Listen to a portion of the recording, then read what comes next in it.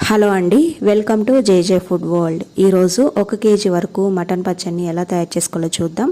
ఈ విధంగా పెట్టి చూడండి, తినే కొద్దీ తినాలనిపిస్తుంది. చాలా చాలా బాగుంటుందండి ఈ పచ్చడి. 2 నెలల వరకు కూడా నిల్వ ఉంటుంది.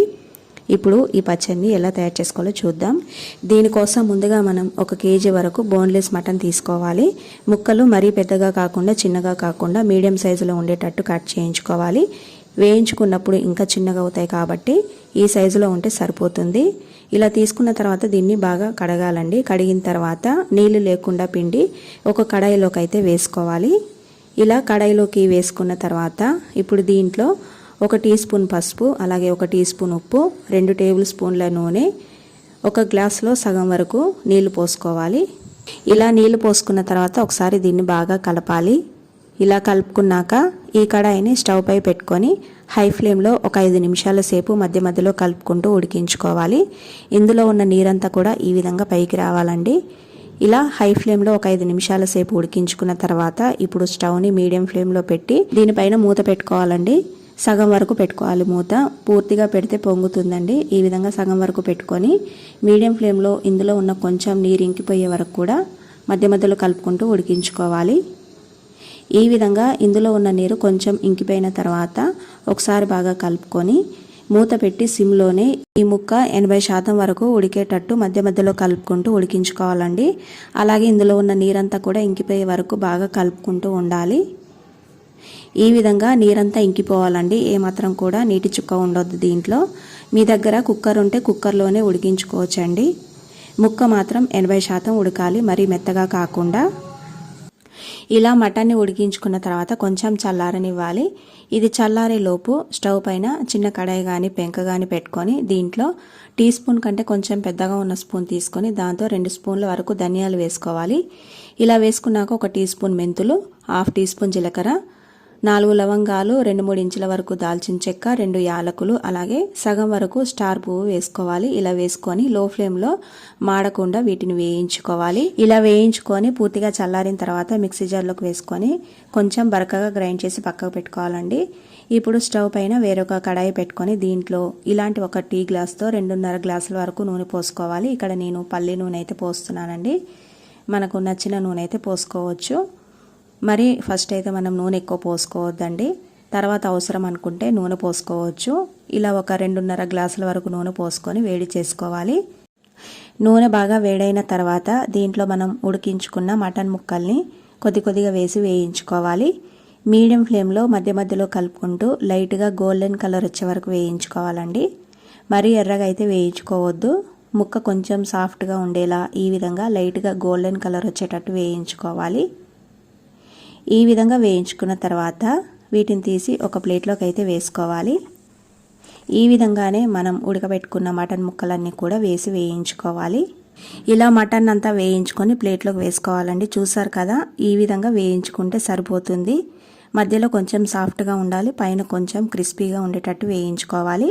ఇలా వేయించుకొని పక్కకు పెట్టుకున్న తర్వాత ఇప్పుడు అదే కడాయిలో ఇంకొంచెం ఆయిల్ అయితే పోసుకుంటున్నానండి. నేను ఒక 1/2 గ్లాస్ వరకు అయితే పోసుకుంటున్నాను. ఫస్ట్ మనం తీసుకున్న గ్లాస్ తోటే 1/2 గ్లాస్ వరకు ఆయిల్ అయితే పోసుకుంటున్నాను. ఆయిల్ తక్కువ అనిపిస్తేనే వేసుకోవాలండి. పల్లి నూనె కాబట్టి చిక్కగా ఉంటుంది కాబట్టి కొంచెం ఎక్కువగానే పడుతుంది. సన్ఫ్లవర్ లైట్గా ఉంటుంది కాబట్టి ఆయిల్ కొంచెం తక్కువగానే పడుతుందండి. ఈ విధంగా ఆయిల్ పోసుకున్న తర్వాత మరొక 2 నిమిషాలు వేడి చేసుకోవాలి. వేడి చేసుకున్న తర్వాత 1/2 టీ స్పూన్ వరకు ఆవాలను వేసి ఆవాలు చిటపటమనే వరకు కూడా వేయించుకోవాలి. ఇలా వేయించుకున్నాక 1/2 టీ స్పూన్ జీలకర్ర వేసి జీలకర్రను కూడా వేయించుకోవాలి. మీకు కావాలంటే దీంట్లో కరివేపాకు, ఎండుమిర్చి కూడా వేసుకోవచ్చు.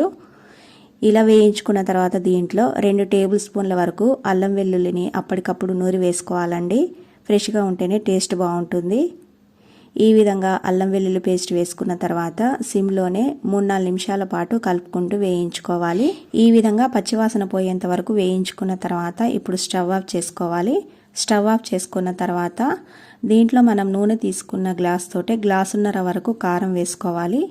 కారం వేసుకున్నాక అదే గ్లాస్తో సగం వరకు ఉప్పు వేసుకోవాలి.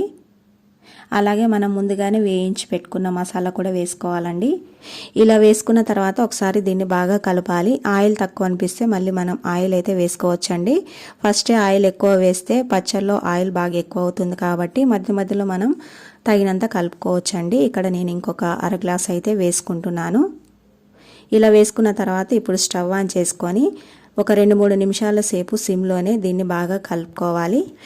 ఈ విధంగా ఒక 2-3 నిమిషాల సేపు కారాన్ని బాగా ఉడికించుకున్న తర్వాత ఇప్పుడు దీంట్లో మనం వేయించుకున్న మటన్ ముక్కల్ని వేసుకోవాలి. ఇలా వేసుకొని బాగా కలపాలి. కలుపుకున్న తర్వాత మరొక 3-4 నిమిషాల సేపు సిమ్లోనే దీన్ని బాగా ఉడికించుకోవాలండి. ముక్కలకి కారం, ఉప్పు, మసాలా అంతా బాగా పట్టాలి కాబట్టి 3-4 నిమిషాల సేపు సిమ్లోనే బాగా కలుపుకుంటూ ఉడికించుకోవాలి. ఈ విధంగా పైన కొంచెం నురగ వచ్చేటట్టు ఉడికించుకోవాలి. ఇలా ఉడికించుకొని స్టవ్ ఆఫ్ చేసుకొని ఒకసారి బాగా కలపాలి. కలుపుకున్న తర్వాత పూర్తిగా అయితే చల్లారనివ్వాలి. ఇక్కడ నాకు దీంతో 4 గ్లాసుల ఆయిల్ అయితే పట్టిందండి. గ్రాముల్లో చెప్పాలంటే 400 గ్రాములు అయితే ఆయిల్ పట్టిందండి. ఇప్పుడు పచ్చడి అయితే పూర్తిగా చల్లారిపోయిందండి. చల్లారిన తర్వాత ఒకసారి కలపాలి. కలిపిన తర్వాత దీంట్లో మన పులుపుకు తగ్గట్టుగా నిమ్మరసం వేసుకోవాలి. ఇక్కడ నేను 2 మీడియం సైజులో ఉండే నిమ్మకాయని రసం పిండి వేసుకుంటున్నాను. ఇలా నిమ్మరసం వేసుకున్నాక ఒకసారి బాగా కలపాలి. అలాగే ఉప్పు కూడా సరిపోయిందో లేదో చూసుకోవాలి. అంతేనండి, చూసారు కదా, మటన్ పచ్చడి అయితే రెడీ అయిపోయింది.